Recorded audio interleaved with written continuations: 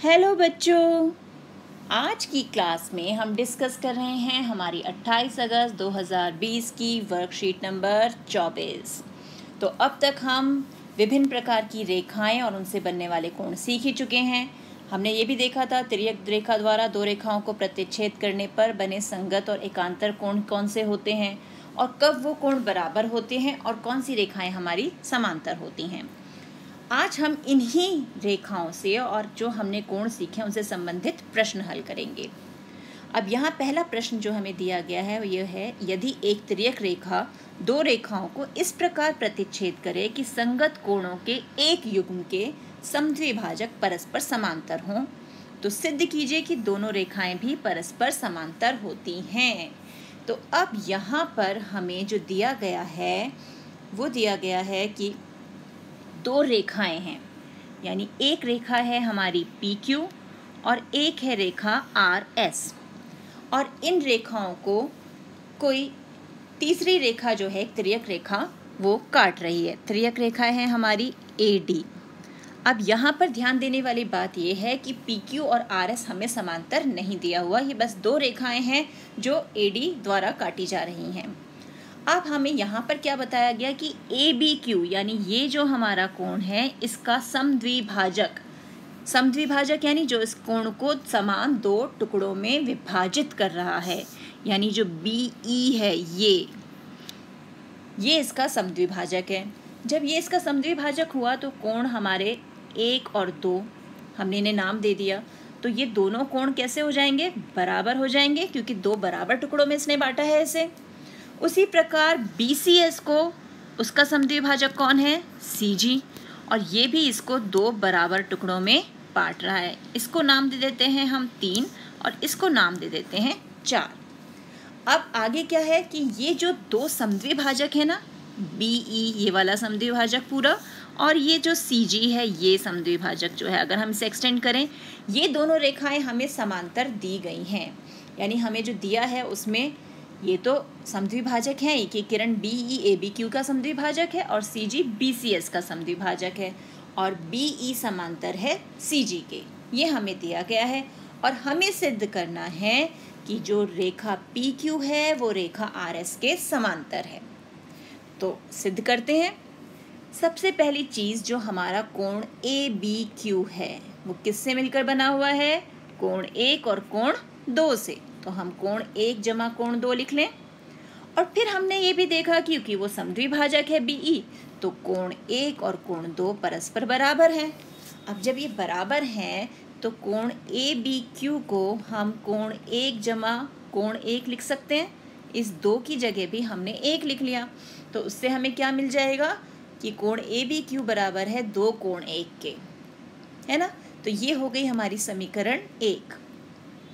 अब उसी प्रकार से हमारा जो BCS है, यानी कोण BCS जो है वो कोण 3 और कोण 4 से मिलकर बन रहा है, तो कोण 3 जमा 4 लिख दिया हमने। और यहाँ भी CG जो है वो समद्विभाजक है, तो कोण 3 और कोण 4 ये दोनों हिस्से हमारे बराबर हैं, तो हमने कोण BCS को लिख दिया कोण 3 जमा कोण 3, यानी इस कोण 4 की जगह हमने लिख दिया कोण 3। तो यहाँ से भी हमें क्या मिल गया कि कोण BCS जो है वो है 2 कोण 3 के बराबर। और जब मैंने ये लाइनें एक्सटेंड की तो ये हमारी समांतर रेखाएं, ये तो हमें दिया ही हुआ है। तो इसमें अगर हम ध्यान से देखें, ये रेखाएं कुछ इस प्रकार से हैं, और जो AD है ये AD, ये इसकी तिर्यक रेखा है। कोण 1 हमारा इस स्थिति में है और कोण 3 इस पोजीशन पे है, तो ये कैसे कोण है? संगत कोण। और रेखाएं समांतर हैं तो संगत कोण कैसे होंगे? बराबर होंगे। तो क्योंकि BE और CG समांतर हैं और AD एक तिर्यक रेखा है, तो कोण 1 और कोण 3 बराबर हो गए, तो इनके दुगने भी बराबर होंगे। तो हमने इनके दुगने ले लिए, दोनों के दुगने बराबर कर दिए, और 2 कोण 1 बराबर है कोण ABQ के और 2 कोण 3 बराबर है कोण BCS के। अब ABQ यानी ये पूरा कोण और BCS ये पूरा कोण, ये कोण कैसे हैं? हमारे संगत कोण हैं, PQ और RS पे बने हुए एक ही स्थिति में एक ही जगह पर, तो ये हमारे संगत कोण हैं। और अगर हमारे संगत कोणों का युग्म बराबर होता है तो क्या मतलब, हमारी रेखाएं भी क्या हो जाएंगी, समांतर। तो संगत कोण है और संगत कोण बराबर है, इसलिए PQ समांतर हो गया RS का। तो संगत कोण की अभिग्रहित का विलोम, यहाँ पे हमने उसका विलोम यूज किया है। हो गया सिद्ध, है ना। अब चलते हैं हम आज के प्रश्नों की ओर कि आज हमें क्या क्या प्रश्न दिए गए हैं। अब पहला प्रश्न है, यदि एक तिर्यक रेखा दो रेखाओं को इस प्रकार प्रतिच्छेद करे कि अंतः एकांतर कोणों के एक युग्म के समद्विभाजक परस्पर समांतर हों, तो सिद्ध कीजिए कि दोनों रेखाएं भी परस्पर समांतर होती हैं। अब बेटा ये बिल्कुल जैसे ऊपर प्रश्न दिया गया था ना, हमने जो अभी उदाहरण किया है उसी के ढंग से है, बस अंतर किया है यहाँ पर, वहाँ संगत कोण थे, यहाँ अंतः एकांतर कोणों का युग्म है। वहाँ पर भी समद्विभाजक समांतर थे, यहाँ भी समद्विभाजक जो हैं कोणों के वो समांतर हैं, और हमें सिद्ध करना है कि रेखाएं भी समांतर है। तो सबसे पहले हम इसके लिए इसकी आकृति बना लेते हैं। तो आकृति कुछ इस प्रकार से बनेगी कि दो रेखाएं हैं, ये रेखा AB और ये रेखा ले लेते हैं हम CD, इसको नाम दे दिया हमने CD, और ये रेखा एक तिर्यक रेखा है, इसको नाम दे देते हैं EF। ये हो गया हमारे पास। अब एकांतर कोणों का एक युग्म लेना है, तो एकांतर कोणों का युग्म हम ले लेते हैं, एक तो ये ले लिया हमने, और ये हो गए हमारे एकांतर कोणों का युग्म। और ये जो पॉइंट है इनको हम ले लेते हैं, ये है हमारा पॉइंट P, ये है R, और इनके समद्विभाजक यानी इस कोण का समद्विभाजक हमने खींच लिया, ये इसको नाम दे दिया RS, और P से एक कोण समद्विभाजक खींचा हमने और उसको नाम दे दिया Q। ये बन गए हमारे कोण समद्विभाजक। अब वो कह रहे हैं कि ये जो रेखाएं हैं PQ और RS जो हमें दिया है, क्या दिया है कि PQ जो है वो समांतर है RS के, यानी समद्विभाजक जो हैं वो हमारे समांतर हैं। अब समद्विभाजक हैं तो यहाँ पर कोण दो बराबर भागों में बट गया, 1 और 2, उसी प्रकार ये कोण भी 3 और 4।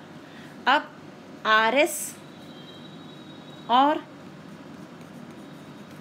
PQ कोण समद्विभाजक हैं, यही हमें दिया गया है ना कि ये कोण समद्विभाजक हैं। तो जब ये कोण समद्विभाजक हैं तो क्या होगा, कोण 1 बराबर कोण 2 के हो जाएगा और कोण 3 बराबर कोण 4 के हो जाएगा। अब हम देखते हैं कि जो हमारा कोण PRB है, कोण PRB कौन सा है हमारा, ये पूरा कोण, ये PRB है। PRB मिलके बना 1 जमा कोण 2 से, और वो कोण दोनों आपस में बराबर हैं, तो हम कोण PRB को क्या लिख सकते हैं, कोण 1 जमा कोण 1, यानी 2 कोण 1। उसी प्रकार जो कोण CPR है, यानी CPR, ये पूरा कोण जो है वो किससे मिलकर बना है, वो बना है कोण 3 जमा कोण 4 से, और कोण 4 की जगह भी हम कोण 3 लिख दें तो हमें क्या मिल जाएगा, 2 कोण 3। अब हमारे पास एक समीकरण आ गई ये, और एक समीकरण आ गई ये। अब हम ध्यान से देखें कि जो हमारा कोण 1 है यानी ये, और कोण 3, अब हमारी स्थिति किस ढंग की है कि एक लाइन ये है और एक लाइन ये, दोनों पैरेलल हैं, ये समांतर हैं, और एक हमारी तिर्यक रेखा कुछ इस ढंग से इन्हें काट रही है। कोण 1 यहाँ पर है और कोण 3 यहाँ पर है, तो ये कैसे कोण हो गए, एकांतर अंतः कोणों का युग्म हो गया। तो इट मीन्स कोण 1 और कोण 3 बराबर हो गए, क्योंकि ये एकांतर अंतः कोण है ना। तो ये तो हमारे बराबर हो गए, तो इनके दुगने भी बराबर होंगे, यानी 2 कोण 1 बराबर 2 कोण 3, और 2 कोण 1 किसके बराबर है हमारा, वो है कोण PRB के बराबर, और 2 कोण 3 कोण CPR के बराबर। अब CPR और PRB खुद कैसे कोण हैं, ये भी एकांतर अंतः कोणों का युग्म है। तो जब एकांतर अंतः कोण जो हैं उनका युग्म बराबर है, तो इसका मतलब हमारी रेखाएं कैसी हो जाएंगी, समांतर, यानी AB समांतर है CD के।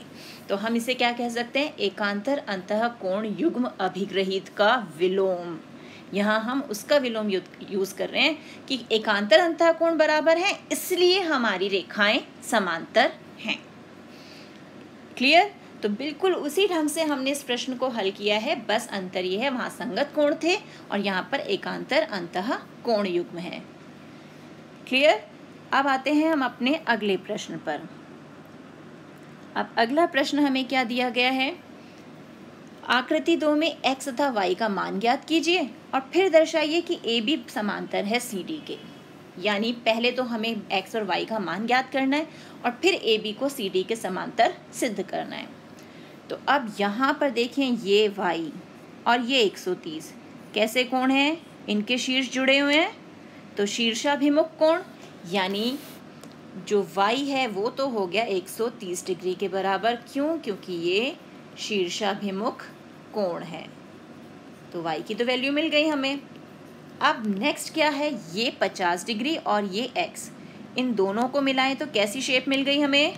D की शेप मिल गई। और जहाँ D की शेप मिल गई तो कोणों का योग क्या हो जाएगा? 180 डिग्री, क्योंकि ये हो जाते हैं हमारे रैखिक कोण। कैसे कोण हो जाते हैं? रैखिक कोण। तो यहाँ से x मिल जाएगा 180 घटा 50 यानी 130 डिग्री। अब हमें x का मान भी मिल गया। अब ये जो x है ये भी 130 डिग्री और y जो है ये भी 130 डिग्री। तो ये कोण और ये कोण कैसे कोण है? एकांतर अंतः अभिमुख कोण। तो जब हमारा x और y दोनों बराबर हैं और ये कैसे कोण है हमारे? एकांतर अंतः कोण। तो जब एकांतर अंतः कोण बराबर है तो उस अभिग्रहित का विलोम यूज करके उसके द्वारा हमारा क्या हो जाएगा? AB समांतर है CD के। देख रहे हैं, यहाँ भी हमने उस अभिग्रहित का विलोम यूज किया। एकांतर अंतः कोण अभिग्रहित, अभिग्रहित यानी जो स्टेटमेंट हमने सीखा है उस अभिग्रहित का विलोम यूज करके हमने AB को CD के समांतर सिद्ध कर दिया। है ना बहुत आसान? तो बेटा इस प्रकार के प्रश्नों का अभ्यास कीजिए। मिलते हैं एक और वीडियो में, तब तक keep practising and enjoy maths.